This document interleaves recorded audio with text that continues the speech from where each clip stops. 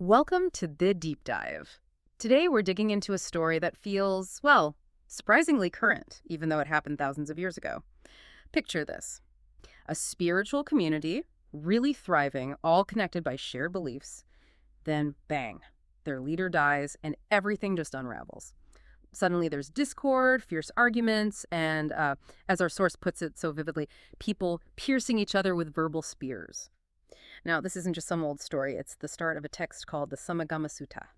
And this sutta, it doesn't just describe the chaos, it actually gives this incredibly practical, timeless wisdom in response. It talks about how to stop conflict before it even starts, how to deal with disputes when they do pop up, and maybe most importantly, how to actively build real unity in, well, any group, really. Exactly. So our mission today is to pull out the most actionable insights from this text. We're going to unpack, the nature of disagreement itself, and we'll pinpoint these principles for harmony that still hold up. As we go, you'll see just how relevant these ancient lessons are for navigating conflict in, say, your workplace or any group you're involved with today. Okay, let's jump into that drama. The sutta kicks off with the news, the death of this prominent religious leader, Nigantha Naputta, in a place called Pava. And what happened next? Just immediate chaos. Utter chaos. His followers, the Niganthas, they just fractured completely. The text paints this picture of intense discord, constant fighting, really vicious attacks. Can you even imagine people shouting, "You don't understand this, I understand it." You're doing it wrong, I'm doing it right. Exactly. And the accusations like, "You said the wrong thing first," or "That should have come last." They're even saying, "You're contradicting what we agreed on," and your whole point is overturned. It sounds absolutely exhausting, a complete breakdown. Total breakdown of trust, of respect. And the text really drives home how severe this was. It says, quite starkly, "Dispute alone, I imagine, prevails among the Niganthas." And it wasn't just the core group. Even their lay followers, the ones clothed in white, they became totally disenchanted, disillusioned. They felt the teachings were, well, ill-taught, ill-proclaimed, basically useless for liberation or peace, like a broken shrine offering no refuge. Wow. That's powerful imagery. It shows how internal conflict can just destroy credibility. Absolutely. So witnessing all this in Pava is a young monk, Kunda, a novice, and he sees how bad it is and reports it straight to Ananda, one of the Buddha's main disciples. And Ananda's reaction, it's recorded right there in the sutta, is one of immediate, deep concern. He's afraid that, the same kind of thing could happen within their own community, the Buddhist Sangha, once the Buddha eventually passed away. And it wasn't just like personal worry for their group. No. He saw the bigger picture. He feared it would lead to, and this is the quote, "the disadvantage, unhappiness, and suffering of many people, devas, and humans." Huge implications. Yeah, that's a heavyweight, the idea that one group's conflict could ripple out like that. Definitely. So with this backdrop, this fear hanging in the air, the Buddha starts to really dissect conflict. And his first question to Ananda is very telling. He asks, basically, are there any disagreements among our monks about the core teachings? Things like the 4 foundations of mindfulness, core awareness practices, or the Noble Eightfold Path itself, the real fundamentals. And Ananda's answer is pretty clear. Nope. No disagreement on those foundational principles. Everyone's on the same page regarding the core Dhamma, the teachings, and the Vinaya, the discipline. Okay, and this is where it gets really interesting, I think. The Buddha makes this crucial distinction. Ananda mentions, potential squabbles over livelihood or the Patimokkha rules, practical stuff, monastic regulations. Right, day-to-day things. But the Buddha says, quite specifically, small is that dispute. If a dispute arises in the Sangha concerning livelihood or the Patimokkha rules, minor stuff. And that connects to the bigger picture, because the Buddha then warns that a dispute concerning the path or practice, the Megavava Paipadaya, there would be a truly major conflict, the kind that would lead to all that disadvantage and suffering. So it raises this really important question for us listening now: what actually makes a disagreement harmful? Right. Is it just the topic, or is it something deeper? Exactly. Is it about its nature, its impact on the group's core purpose? That's such a key question, because we do get caught up in the surface arguments, don't we? You do. But the Buddha goes deeper. He identifies these 6 roots of contention, the Vivada Mulani, and these aren't just like topics people argue about. They're internal states, deep-seated ways of thinking and feeling that basically poison the well of community harmony. Precisely. They're internal dispositions. Yeah. And the instruction is clear. If you see these in yourself or the group, you have to abandon them. If they're not there, you have to actively prevent them from arising. Okay, so let's break them down. What are these 6 roots? Right. So if these states take hold, they lead to disrespect for the teacher, the teaching, the community, the whole process. And that's what fuels the really damaging disputes. First, being angry and resentful. Pretty straightforward. This is that basic emotional fuel for conflict. It just simmers and contaminates everything. You can imagine that was running rampant with the Naganthas. Oh, absolutely. Second, being hypocritical and insolent. So hiding your true nature, your faults, that obviously erodes trust completely. You can't resolve things if people aren't being genuine. Makes sense. Third, being envious and stingy. Jealousy of others, or being unwilling to share resources, knowledge, even credit. It breeds resentment, competition instead of working together. Yeah, that's a killer in any team. Fourth, being deceitful and fraudulent, deliberately misleading people, being dishonest, breaks the foundation of trust. Okay. Fifth, having evil desires and wrong views. Basically, being driven by unwholesome intentions or holding beliefs that clash fundamentally with the group's core purpose or values.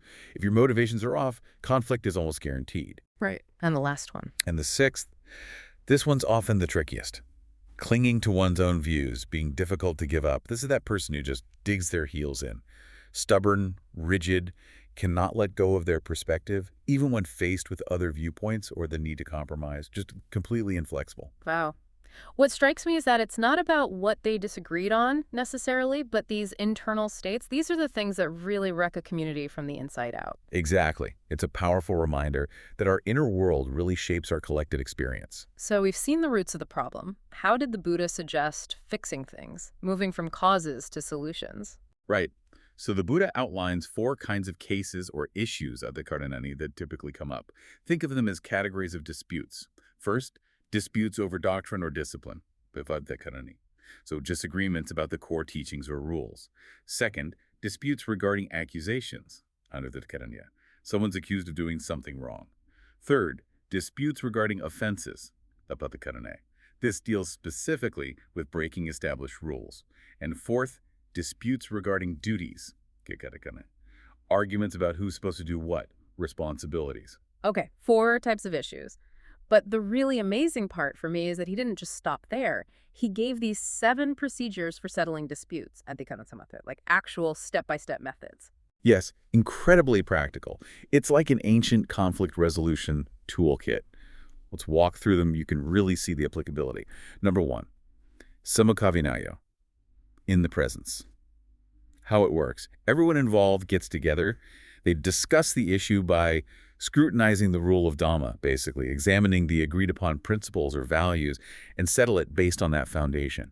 Direct, collective problem-solving based on shared ground. Like a facilitated meeting focused on core values. Exactly. Number 2, Yabuyasika, by a majority vote. If you can't sort it out in the immediate group, you go to a larger gathering. Everyone discusses it, looks at the principles, and then settles it based on what the majority agrees on. An ancient form of democratic resolution. Practical and consensus isn't happening. Very. Number 3, Satyavinayo, verdict of memory. This is interesting. Someone's accused of something serious, but they genuinely say they don't remember doing it. If they're generally known to be reliable and they stick to their story after being questioned, they're absolved. It acknowledges genuine memory issues. Okay. Number 4, Amiuhavanayo, verdict of past insanity. Similar, but here the person says they were mad or of unsound mind when the offense happened. They admit they acted badly due to being deranged, but don't remember the specifics. Again, they're absolved. It recognizes diminished responsibility due to mental state. Acknowledging mental health, even then. Yes. Number 5, Paññatakaranya, acknowledgement of guilt. This one's simple. Someone admits they messed up, whether they were accused or just volunteer it. They go to a senior person, confess, acknowledge it, and promise to do better. Emphasizes personal responsibility and directness. Taking ownership. Right. Number 6, Pasapapyasika, judgment on the accused stubbornness worse conduct. This is for trickier cases, involving evasion. Someone's accused of something serious, denies it. They're pressed, deny again. Maybe they admit a minor thing, then go back to denying the major one, maybe saying something like, look, if I admit the small thing, why wouldn't I admit the big one? Trying to deflect. Exactly. They keep getting pressed, finally admit the serious thing, but maybe try to excuse it, saying they spoke out of desire or rage, and still claim not to remember clearly. This procedure is designed to cut through that denial and push for real accountability. Dealing with difficult personalities, essentially. Precisely. And finally, number 7, Tichavatarko, covering with grass hay. This is for when monks have been quarreling generally, lots of minor bad behavior, unmonastic conduct. A representative from each side, with the group's okay, confesses their own side's minor offenses except for really serious stuff or things involving lay people.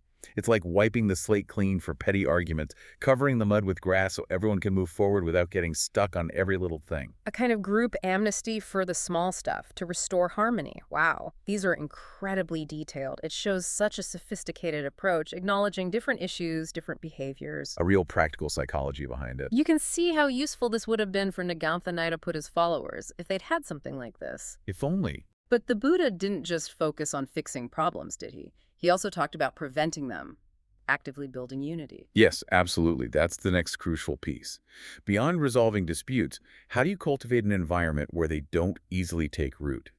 He offered 6 principles, the Suranyadhamma, which actively promote affection, respect, unity, non-dispute, and oneness. So this is moving from reactive to proactive. Exactly. This is proactive community building, cultivating a positive culture from the ground up. First, kindness in bodily action, acting kindly towards others in the group, publicly and privately. Just basic respect and helpfulness in your physical presence. Simple but powerful. Second, kindness in verbal action, speaking kindly. Again, publicly and privately. No verbal spears. Constructive, supportive communication. The opposite of what the Naganthas were doing. Precisely. Third, kindness in mental action. This goes deeper. Actually thinking kindly towards others, cultivating genuine goodwill internally, which then naturally flows outward. So it starts inside. It has to. Fourth, sharing gains. Sharing what you have, resources, knowledge, success, even small things, justly acquired with others in the group. This directly counters that envy and stinginess route we talked about, fosters generosity and collaboration. Builds mutual support. Fifth, living in common with virtues. Everyone adhering to the same ethical foundation, the same shared values, unbroken, unblemished principles that lead to stability. Doing this consistently, in public and private, it's about having a shared moral compass. A common ethical ground. Yes. And sixth, living in common with views. Holding the same noble view, the same core purpose or vision that leads toward the group's ultimate goal in this context, the destruction of suffering. It means being genuinely aligned on the fundamental direction and principles. So sharing the big picture. Sharing the big picture, yes. These feel incredibly relevant for any group today, don't they? A team, a family, any organization. These are solid guidelines to stop disagreements from even starting, or at least from escalating. And the Buddha was explicit about it. He said if these principles are adopted and lived, there would be no basis for disputes, major or minor. It's a powerful blueprint for harmony. It really is. We've covered a lot of ground today. From seeing that community completely fall apart, A cautionary tale. to unpacking these deep roots of conflict within ourselves, and then exploring these incredibly detailed methods for resolving disputes and proactively building unity. And the core takeaway, I think, is just how timeless this is. The Sāmagāmasuttaṃ isn't just some historical curiosity about monks. It's a manual for human interaction, really, offering strategies that work for navigating differences with wisdom, with compassion, and with a kind of systematic practicality. It shows that understanding people, well, it hasn't changed that much. So true. Okay, to wrap up, here's something for you, the listener, to think about. Consider the last time you were part of or saw a disagreement in a group. Thinking back now, which of those 6 roots of contention might have been simmering under the surface? And looking at the solutions, which of those 7 procedures, or maybe even the 6 principles for harmony, might have helped create a better outcome? What stands out to you from our deep dive today as the most perhaps surprising or the most immediately useful insight?